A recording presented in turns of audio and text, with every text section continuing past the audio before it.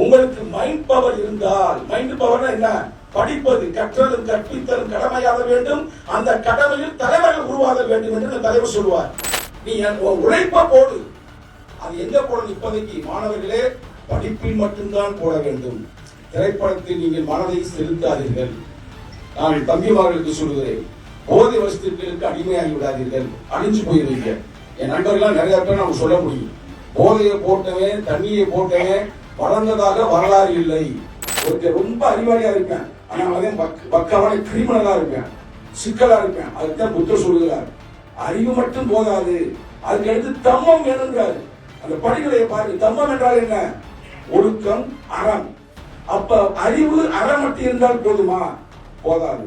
நீங்கள் ஒரு அமைப்பாக இருக்க வேண்டும் என்பதைத்தான் வலியுறுத்துகிறார். இதைத்தான் யார் சொன்னார்? புரட்சியாளர் அம்பேத்கர் சொன்னார். தோழர் பதிவு செய்தார், கற்பி, போராடு, ஒன்று சேர். இதுவும் அதே தத்துவம் தான்.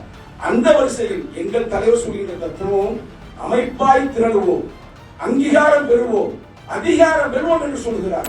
நாளை நாங்கள் தமிழகத்தில் எங்கள் தலைவர் தலைமையில் நாங்கள் கைப்பற்றினால், நாளை எங்கள் தலைவர் முதல்வரானால், மாணவர்களுக்கு நாங்கள் இலவசமான கல்வியை வழங்குவோம் என்பதுதான் ஒரு யதார்த்தமான உண்மை. எந்த கட்சிக்காரும் செய்ய மாட்டேன். ஆனால் விடுதலை சிறுத்தைகள் ஆட்சி அதிகாரத்திற்கு வந்தால் உறுதியாக சொல்கிறோம், கல்வி முழுக்க முழுக்க அரசாங்கம் நடத்தும். அரசாங்கம், அதாவது இன்னும் சொல்ல போனா எளிமையாக இலவசமாக நடத்தும் என்பதை சொல்லி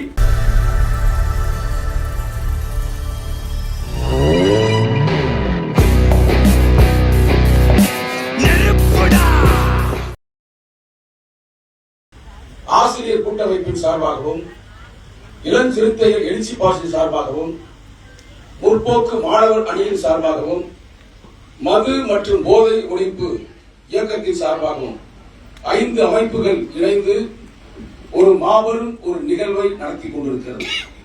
இது எங்கள் தலைவருடைய வழிகாட்டலில் நடத்தப்படுகிறது. இன்னைக்கு நீங்க கேள்விப்பட்டிருப்பீங்க, பகவான் புத்தருடைய பிறந்த நாள், 2558வது பிறந்த நாள்.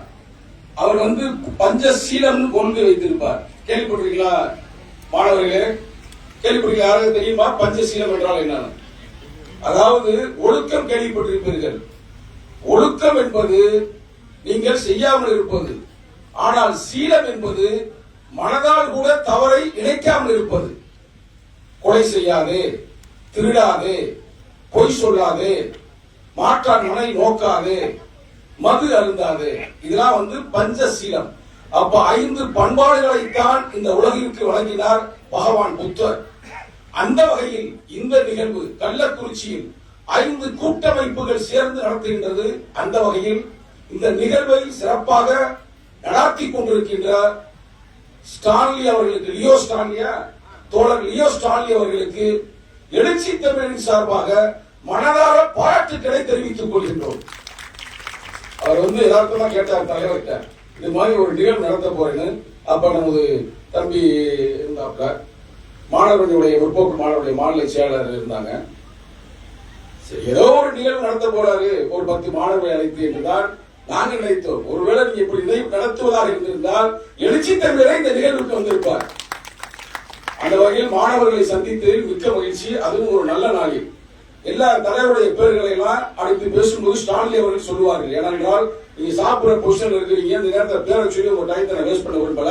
இந்த நிகழ்வுக்கெல்லாம் அச்சாரமாக, அழகாக, அருமையாக, நமக்கெல்லாம் வழிகாட்டியாக அமர்ந்திருக்கின்ற IAS முன்னாள் அதிகாரி கிருஷ்ணதாஸ் காந்தி அவர்களை வணங்கி நான் ஒரு சில கருத்துக்களை சொல்ல விரும்புகிறேன். ஏன்னா ஐயாவை வணங்கிட்டோம்னால எல்லா பேரையும் சொன்ன மாதிரி யாரும் தப்பா அடிக்க வேண்டாம். ஏன்னா நமக்கெல்லாம் வழிகாட்டி. இப்ப ஐயாக்கள் சொன்னார்கள், நாமெல்லாம் அந்த காலத்துல தொட்டு தட்டு தடுமாறி அப்படி எந்திரிச்சு வரும்போது சொன்னா, IAS அதிகாரி ஒருத்தர் இருக்காருன்னு சொன்னாங்களா சொல்லலையா? நம்மள மாதிரி சாதாரண மக்கள். இப்ப வந்திருக்கிறவங்களா சாதாரண குடும்பத்தில் பிறந்த சாதாரண அடித்தட்டு மக்கள் தானே.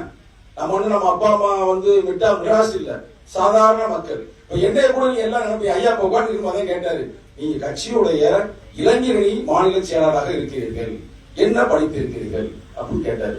நான் சொன்னேன், ஐயா நான் BE சிவில் இன்ஜினியர் அப்படின்னு. அதிர்ச்சியமாக பார்த்தார். 91லயே நான் BE முடிச்சிட்டேன். 91ல BE சிவில் இன்ஜினியரிங் என்பது மிகவும் சிறப்பான. ஏன் சொல்லுகிறேன் என்றால் உங்களுக்கு புரியும் என்பதற்காக. நான் படிக்கும் போது ஃபர்ஸ்ட் இயர்ல பொதுவா படிப்போம், பெரிய இன்ஜினியரிங் ஸ்டூடெண்ட்களுக்கு சொல்லியிருப்பாங்க. உங்களுக்கு சொல்லுகிறேன், அப்ப நான் நல்லா மார்க் எடுத்திருந்தேன், எனக்கு கம்ப்யூட்டர் படிக்கணும்னு எங்க அப்பா சொன்னார், அங்க இருக்கிற பிரின்சிபல் சொன்னார். ஆனால் நான் சிவில் இன்ஜினியரிங் எடுத்து ஏன் எடுத்தேன் என்றால் வருங்காலத்தில் நாம் முன்னேற முடியும், நமக்கு பிடித்தது என்று படித்தேன். 91 படித்து முடித்ததுமே பேராசிரியராக இருக்கிறீர்கள். எனக்கு மதுரை மாவட்டத்தில் உள்ள மேலூர் அறிவியல் கல்லழகு பாலிடெக்னிக்ல ஒரு லெக்சரராக பணியாற்றினேன். 91 இருந்து 94 வரைக்கும். அந்த ஊரில் கேள்விப்பட்டிருப்பீங்க, அதிகமான சாதி கலவரங்கள் கேள்விப்பட்டிருப்பீங்க மதுரை மாவட்டம் மேலூர் ஏரியாக்களில். அந்த காலகட்டத்தில் நான் வெளியூருக்கு செல்ல வேண்டிய ஒரு கால சூழ்நிலை வருகிறது. அப்பொழுது நான் 95 ஜனவரி 8ஆம் தேதி துபாய் செல்கிறேன். நான் படிச்ச படிப்பு இங்கே உதவியோ அங்க நல்லபடியாக உதவியது. சொல்லுவாங்க, வள்ளுவரே சொல்லுவார்ல, செல்வம் இருந்தா அவனுக்கு மட்டும்தான் மகிழ்ச்சி, அந்த இடத்துல மட்டும் மகிழ்ச்சி. ஆனா கல்வி இருந்தா நீங்கள் செல்கின்ற இடத்திற்கெல்லாம் நீங்கள் மகிழ்ச்சியாக வாழலாம், சிறப்பாக வாழலாம். கண்மணிகளே, அன்பு தம்பிமார்களே, படிப்பு தான் முக்கியம், படிப்புத்தான் முக்கியம். அதே துபாயில 2010 லீடிங் கான்ட்ராக்டர், எனக்கு கீழே அமெரிக்காக்கார வேலை பார்த்தேன், எனக்கு கீழே லண்டன்கார வேலை பார்த்தேன், எல்லாரையும் வேலை வாங்கினேன். ஷார்ஜாவுக்கு நீங்க படிச்சுட்டு போக நிச்சயமாக அங்கு செல்லுங்கள். ஷார்ஜாவில் ஐயாவுக்கு தெரியும், அந்த மெயின் சிட்டி ரோடாவில் இருக்கின்ற அதிகமான பில்டிங்களை கட்டியது இந்த சங்கத்தமிழர். இதற்கு தமிழ்நாட்டில் கிளாஸ் ஒன் கான்ட்ராக்டர், சாதாரண எங்க அப்பா ஒரு டெய்லர், ஒடுக்கப்பட்ட சமூகத்தில் பிறந்தவன். எப்படி நான் முன்னேறினேன்? புரட்சியாளர் அம்பேத்கர் தான் நமக்கு ஒரு வழிகாட்டி. படிச்சாரு, பெரியாள் ஆனாரு, இன்னைக்கு நமக்கு வழிகாட்டுறாரு. எழுச்சி தமிழர் உங்களுக்கு தெரியாது, நிறைய பேருக்கு அவர் என்ன படிச்சிருக்காருன்னு தெரியாது. நான் எப்படி சொன்னேன், பி சிவில் மட்டுமல்ல, எம்ஏ சைக்காலஜி, அமெரிக்க நிறுவனத்தின் PMP ப்ராஜெக்ட் மேனேஜ்மெண்ட் ப்ரொஃபஷனல். அது உலகத்திலேயே ஒரு குறிப்பிட்ட ஆட்கள் மட்டும்தான் பாஸ் பண்ண முடியும். ஐயாவுக்கு தெரியும் என்று நான் எண்ணுகிறேன். PMP அது நான் பாஸ் பண்ணியிருக்கிறேன். அதனாலதான் துபாயில நிறைய ப்ராஜெக்ட் பண்ண முடிஞ்சு. இன்னொரு ப்ராஜெக்ட் பனானா ஐலாண்ட் என்ற கத்தாரில் $1 பில்லியன் ப்ராஜெக்ட நான் முடிச்சிருக்கிறேன். எல்லாம் இது படிப்பு தானே. அன்பு தங்கைகளே, தயவு செய்து அப்பா அம்மாலாம் மறந்துருங்க, எல்லாத்தையும் அரசியலாம் மறந்துருங்க. அரசியல்லாம் நமக்கு இப்போதைக்கு தேவையில்லை. நமக்கு தேவை, நம்ம அரசியல்வாதியை பேசுறேன். நானும் என் அன்பி தம்பி தயா நெப்போலியனோ நாங்கள் அரசியலாக வரவில்லை, மதியானோ அரசியலாக வரவில்லை. உங்களுடைய அண்ணனாக பாருங்கள், இல்ல உங்களுடைய வழிகாட்டியாக பாருங்கள். படிங்க, படிச்சுட்டே இருங்க. வாழ்க்கையில எவனும் உங்களுக்கு டச் பண்ண முடியாது. உங்களை சொந்த தாய் தகப்பன் கூட உங்களை காப்பாற்ற முடியாது சில காலங்களுக்கு பிறகு. ஆனால் உங்கள் படிப்பு உங்களை காப்பாற்றும். தொடர்ந்து படியுங்கள். அதற்கு நான் புரட்சியாளர் அம்பேத்கர் சொன்ன கருத்தையே சொல்லுகிறேன். அம்பேத்கர் கேட்கிறாங்க அந்த காலகட்டத்தில், நீங்க என்னங்க சொல்ல விரும்புறீங்க இளைஞர்களுக்கு, உங்களை போன்ற மாணவர்களுக்கு? அப்ப அம்பேத்கர் சொன்ன கருத்தோடு சொல்லி நான் முடிக்கின்றேன். இதை எப்பயுமே ஞாபகத்தில் வைங்க. அன்பு தோழர்களே, மாணவர்களே, மாணவிகளே, இதை மனசுக்குள்ளே வைங்க. நான் சொல்லல, புரட்சியாளர் அம்பேத்கர் சொன்னாரு, வாழ்க்கையில் முன்னேற வேண்டும் என்றால் 3 M வேணும்னாரு. 3 M நல்லா நான் வச்சிருக்க. 3 M என்ன தெரியுங்களா? Money power, muscle power and mind power. இந்த 3 பவர் இருந்தா நாளை நீங்க ஒரு அன்னை தராசாவாக மாறலாம், நீங்க நாளை ஒரு ஜெயலலிதாவாக மாறலாம், நாளை நீங்க ஒரு இந்திரா காந்தியாக மாறலாம், நாளை நீங்க ஒரு யாரு எழுச்சி தமிழராக மாறலாம். உங்க கையில தான் இருக்குது. அப்ப இந்த 3 M புரியுதா? நீங்க மசில் பவர் என்ன? உங்கள் உடலை நீங்க திராகரத்தமாக வைக்க வேண்டும். அது சார்ந்து மட்டுமல்லாமல் நண்பர்கள் ஒரு சேர்ந்து இருக்க வேண்டும். மசில் என்பது வெறும் தனிப்பட்ட மனிதனுடைய அளவீடு மட்டுமல்ல, உங்களுக்கான அதிகாரம். அது கிடைக்கும். எப்படி கிடைக்கும்? உங்களுக்கு மைண்ட் பவர் இருந்தால். மைண்ட் பவர் என்ன? படிப்பது, கற்றலும் கற்பித்தலும் கடமையாக வேண்டும். அந்த கடமையில் தலைவர்கள் உருவாக வேண்டும் என்று தலைவர் சொல்லுவார். ஆக மொத்தம் நீங்க படிக்கணும், படித்துக் கொண்டே இருக்க வேண்டும். மைண்ட் இருந்தா போதும், எதையும் வரலாம். இதைத்தான் படிக்கணும், அதைத்தான் படிக்கணும், அப்படித்தான் படிக்கணும், எதுவும் இல்லை, படிக்க வேண்டும். அம்பேத்கர் கடைசி வரைக்கும் ஆசியாவிலேயே பெரிய லைப்ரரி அந்த காலத்தில் வைத்திருந்தது யார்? புரட்சியாளர் அம்பேத்கர் அவர்கள். பகவத்சிங் அவர்கள் தூக்கு மேடைக்கு செல்வதற்கு முன்னால் படித்துக் கொண்டிருந்தார் என்று வரலாறு சொல்கிறது. அறிஞர் அண்ணா அவர்கள் மருத்துவமனைக்கு செல்வதற்கு முன்னால், அறுவை சிகிச்சைக்கு செல்வதற்கு முன்னால் படித்துக் கொண்டே இருந்தார் என்று வரலாறு சொல்கிறது. படியுங்கள், படித்துக் கொண்டே இருங்கள். இதுதான் இல்ல நீங்க பாட புத்தகத்தை படிக்கணும் இல்ல, உங்களுக்கு தேவையானது, உங்கள் அறிவை வளர்க்கக்கூடியது கடைசி வரைக்கும் பயன்பெறும். தோழர்களே, பொருளாதாரத்துல நீ எவ்வளவு வேணுமாலும் பெரிய ஆளா போகலாம். ஆனா சில சூழ்ச்சிகள் வரும் பொழுது, சில ஒரு கெட்ட நேரமே வரும் பொழுது நீங்கள் வீழ்ந்து விடலாம், வீழ்வதற்கு வாய்ப்பு இருக்கிறது. ஆனால் கல்வி அப்படி அல்ல. கல்வி என்ன தொடர்ந்து வளர்ந்து கொண்டே இருப்பீர்கள். ஐயா சொல்றாரு, பக்கத்துல வந்து அடிச்சு சொன்னாரு. ஐயா மிக அருமையாக சொன்னார். நாங்க ஆரம்ப காலகட்டத்தில் இதே இடத்துல நான் வேலை பார்த்தேன், இன்னைக்கு 3 லட்சத்துக்கு நான் சம்பாதிக்கிறேன்றாரு. எவ்வளவு பெரிய வரலாறு! உண்மையிலே உங்க பார்க்கும்போது எனக்கு மகிழ்ச்சியாக இருக்கிறது.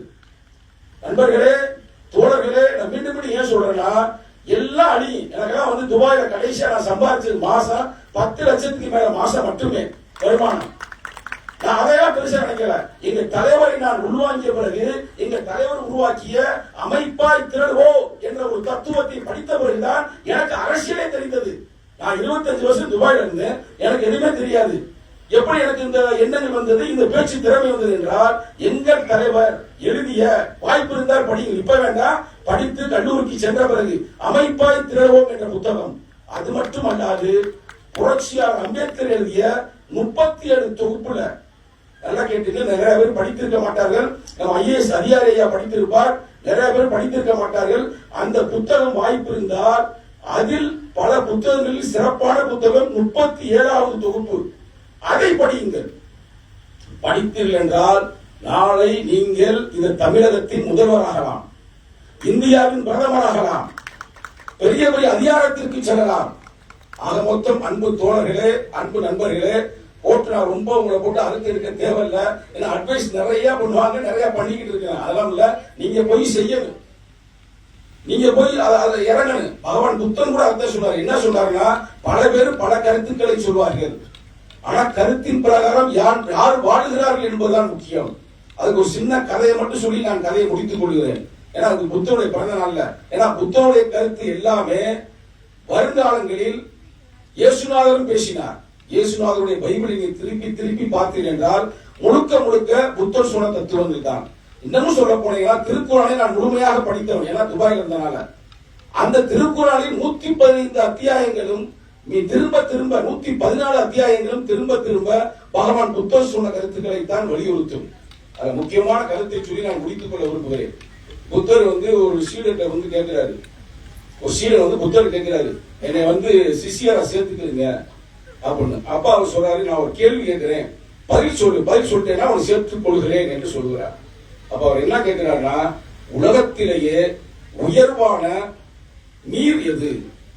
நீர் வாட்டர் தெரியுங்களா, தண்ணி எது அப்படின்னு சொல்லும் பொழுது ஒரு சிஷிய பிள்ளை என்ன சொல்லுதுன்னா, உலகத்திலே மிக உயர்வான தண்ணி காவேரி, அது மாதிரி கங்கை நீரை பண்றேன். ஒரு சிஷிய பிள்ளை கங்கை நீர், அந்த கதை வரும் அது மாதிரி. அடுத்து ஒரு ஆள் சொல்றேன், இருக்கிறதே ரொம்ப புனிதமான தண்ணி என்னன்னா, காலையில சூரியன் உதிக்கும்ல அப்ப வரும்ல முதல்ல அந்த தண்ணி அப்படின்ற அந்த பனி துளிகள் அப்படின்றார்கள், அதுவும் இல்லைன்னு மறுத்து விடுகிறார். அப்புறம் தாயின் கண்ணீர் அப்படின்னா அதையும் மறுத்து விடுகிறார். யாருக்கும் தெரியல, உங்களுக்கு தெரியுதா? உங்களுக்கு தெரியுமா? தெரியும் நினைக்கிறேன், சிரிக்கிறீங்க. அப்ப வந்து புத்தர் சொல்லுகிறார், எல்லாம் தண்ணீர் தான், உலகத்திற்கு 50 பூதங்கள் ரொம்ப முக்கியமானது. நான் கேட்டது என்னன்னா, எந்த மனிதன் வேர்க்க வேர்க்க உழைக்கிறானோ அந்த உழைப்பில் வருகிற தண்ணீர் இருக்கிறது அல்லவா, அதுதான் உலகிலே வலிமையானது என்று சொன்னார். அப்ப வெறும் உழைப்பு என்பது அந்த அளவுக்கு நீங்க படிக்கணும். அதுதான் நீங்க சொல்ல வர்றது. நீங்க படிக்கிறது வந்து நீங்க தாய் தகப்பன நம்ப வேண்டாம், ஆசிரியரை நம்ப வேண்டாம். இது புத்தர் சொன்னது, சங்கத்தமிழ் இல்ல. புத்தர் சொன்னா எவன் சொல்லையும் கேட்காத, தம்மம் அப்படின்னு சொல்லுவாங்க. சூர்யா ஒரு படத்துல கூட தம்மத்தை பத்தி சொல்லுவாங்க. தம்மம் என்றால் என்னன்னு விளக்கம் கொடுப்பாங்க, அது கூட நம்ம போக வேண்டாம். அவர் சொன்ன கருத்து மட்டும் என்னவென்றால், உழைங்கள், உழைத்துக் கொண்டே இருங்கள். இன்னைக்கு இந்த உலகம் இவ்வளவு வளர்ச்சி பெற்றதற்கு காரணம் உழைப்பு. ஒரு மனிதன் ஒரு கவிதை எழுதுகிறான் என்றால் உழைப்பு, ஒருத்தர் எம்எல்ஏ ஆகிறான் என்றால் உழைப்பு, இன்னைக்கு ஐயா ஐஏஎஸ் ஆகி இன்னைக்கு நமக்கு வழிகாட்டாக இருக்கிறார் என்றால் உழைப்பு. நீ உழைப்ப போடு. அது எங்க போடணும்? இப்போதைக்கு மாணவர்களே, படிப்பில் மட்டும்தான் போட வேண்டும். திரைப்படத்தில் நீங்கள் மனதை செலுத்தாதீர்கள். நான் தம்பிமார்களுக்கு சொல்லுகிறேன், போதை வஸ்துக்களுக்கு அடிமையாகி விடாதீர்கள், அழிஞ்சு போயிருவீங்க. என் நண்பர்கள் நிறைய பேர் நம்ம சொல்ல முடியும், போதையை போட்டவன் தண்ணியை போட்டவன் வளர்ந்ததாக வரலாறு இல்லை. வரலாறு இல்லை நண்பர்களே. ஒழுக்கம் சார்ந்து வாழ வேண்டும். அதான் பௌத்தத்தின் மைய புள்ளி. அதுதான் இயேசுநாதர் சொன்னதும் அதுதான், முகமது நபி அவர்கள் சொன்னதும் அதுதான். ஒழுக்கம் சார்ந்து வாழ வேண்டும், நேர்மையாக வாழ வேண்டும் என்பதை நிச்சயமாக நீங்கள் கடைபிடிப்பீர்கள் என்று நான் நம்புகிறேன். பகவான் புத்தருடைய பிறந்த நாளில் உங்களை போன்ற அறிஞர் பெருமக்களையும் மாணவ செல்வங்களையும் சந்தித்து நாங்கள் உண்மையிலேயே மற்றற்ற மகிழ்ச்சி அடைகின்றேன். இந்த நிகழ்வுகள் எல்லாம் இவ்வளவு சிறப்பாக ஸ்டாலின் வந்து நடத்தியிருக்கிறார் என்பதை தலைவரிடமும் நானும் அன்பு தம்பி தயார் நெப்போலியன் அவர்கள் நிச்சயமாக பதிவு செய்வோம். அடுத்த ஆண்டு இதே அரங்கத்தில் எழுச்சி தமிழ் அவர்களையும் வரவழைத்து மிக சிறப்பான ஒரு நிகழ்வு நடத்துவதற்கு நாங்கள் உறுதியாக நாங்கள் நடத்துவோம். அந்த காலகட்டத்தில் மாணவ செல்வங்கள் எல்லாம் நல்லா நாங்க ஒரு இன்ஜினியர் ஆயிட்டான், ஒரு டாக்டர் ஆயிட்டான், இல்ல ஒரு நல்ல ஒரு பொசிஷனுக்கு போயிட்டோம் அப்படின்னு சொல்லுங்க. ஏன்னா நாங்க நிறைய வசனம் பேசிட்டே இருக்கலாம். நீங்க என்ன படிக்கணும், எதை படிக்கணும், எப்படி படிக்கணும், எங்கே படிக்க வேண்டும் என்பதை பேராசிரியர் ஆசிரியர் பெருமக்கள் பேராசிரியர் உங்களுக்கு வழங்குவார்கள். அதை நிச்சயமாக நீங்கள் ஃபாலோ பண்ணுங்கள். இன்னைக்கு புத்த நாள் என்பதற்காக ஒரே ஒரு முழக்கத்தை மட்டும் சொல்லி உங்களுக்கு விடைபெறுகிறேன். தவறாக என்னவென்றால் மற்ற மதத்தை சார்ந்தவர்கள் இது மதம் சார்ந்த கருத்தல்ல, உண்மையின் தத்துவம். புத்தர் என்ன சொன்னார் என்றால், புத்தம் சரணம் கச்சாமி, தம்மம் சரணம் கச்சாமி, சங்கம் சரணம் கச்சாமி என்று சொன்னார். இதற்கு விளக்கம் என்னவென்றால், அறிவு சார்ந்து அதற்காக சொல்கிறேன். புத்தம் சரணம் கச்சாமி என்றால் அறிவே உன்னை நான் வணங்குகிறேன், அறிவே உன்னை நான் வழிபடுகிறேன் என்று அர்த்தம். தம்மம் சரணம் கச்சாமி என்றால் அறமே உன்னை நான் வணங்குகிறேன், வழிபடுகிறேன் என்று அர்த்தம். அதே நேரத்தில் சங்கம் சரணம் கச்சாமி என்றால் அமைப்பே உன்னை நான் வணங்குகிறேன், வழிபடுகிறேன் என்று அர்த்தம். நல்லா பார்த்துக்கீங்க. ஒரு மனுஷனுக்கு அடிப்படையே அறிவு வேண்டும். அதனாலதான் புத்தர் 2000 ஆண்டுகளுக்கு முன்னாடி என்ன சொன்னாரு, தம்மம் சரணம் கச்சாமி. அப்ப அறிவுதான் முக்கியம். அறிவு மட்டும் இருந்தா போதுமா? ஒருத்தர் ரொம்ப அறிவாளியா இருப்பேன், ஆனா அதே பக்காவான கிரிமினலா இருப்பேன், சிக்கலா இருப்பேன். அதுதான் புத்தர் சொல்லுகிறார், அறிவு மட்டும் போதாது, அதுக்கு அடுத்து தம்மம் வேணுங்கிறாரு. அந்த படிநிலையை பாருங்க. தம்மம் என்றால் என்ன? ஒழுக்கம், அறம். அப்ப அறிவு அறம் மட்டும் இருந்தால் போதுமா? போதாது. நீங்கள் ஒரு அமைப்பாக இருக்க வேண்டும் என்பதைத்தான் வலியுறுத்துகிறார். இதைத்தான் யார் சொன்னார்? புரட்சியாளர் அம்பேத்கர் சொன்னார். தோழர் கூட பதிவு செய்தார், கற்பி, போராடு, ஒன்று சேர். இதுவும் அதே தத்துவம் தான். அந்த வரிசையில் எங்கள் தலைவர் சொல்கின்ற தத்துவம் அமைப்பாய் திரளுவோம், அங்கீகாரம் பெறுவோம், அதிகாரம் பெறுவோம் என்று சொல்கிறார். ஆக மொத்தம் அன்பு தோழர்களே, நண்பர்களே, நீங்கள் தவறாக எடுக்க வேண்டாம். ஏன் நீங்கள் தலைவருடைய கருத்தை சொல்கிறோம் என்று நினைக்காதீர்கள். நாங்கள் பொதுவானவர்கள், உங்களுக்காக போராடுகிறோம். நாளை நாங்கள் தமிழகத்தில் எங்கள் தலைவர் தலைமையில் நாங்கள் கைப்பற்றினால், நாளை எங்கள் தலைவர் முதல்வரானால் மாணவர்களுக்கு நாங்கள் இலவசமான கல்வியை வழங்குவோம் என்பதுதான் ஒரு யதார்த்தமான உண்மை. எந்த கட்சிக்காரும் செய்ய மாட்டேன். ஆனால் விடுதலை சிறுத்தைகள் ஆட்சி அதிகாரத்திற்கு வந்தால் உறுதியாக சொல்கிறோம், கல்வி முழுக்க முழுக்க அரசாங்கம் நடத்தும். அரசாங்கம் அதாவது இன்னும் சொல்ல போனா எளிமையாக இலவசமாக நடத்தும் என்பதை சொல்லி உங்களிடமிருந்து விடைபெறுகிறேன். நன்றி, வணக்கம். கொள்கைகள்ல களமாடுவோம், கோட்டையில் ஒரு நாள் கொடியேற்றுவோம், அடுத்த பாய்ச்சலுக்கு அணியமாவோம், அடுத்த தலைமுறை அணியமாக்குவோம். வணக்கம்.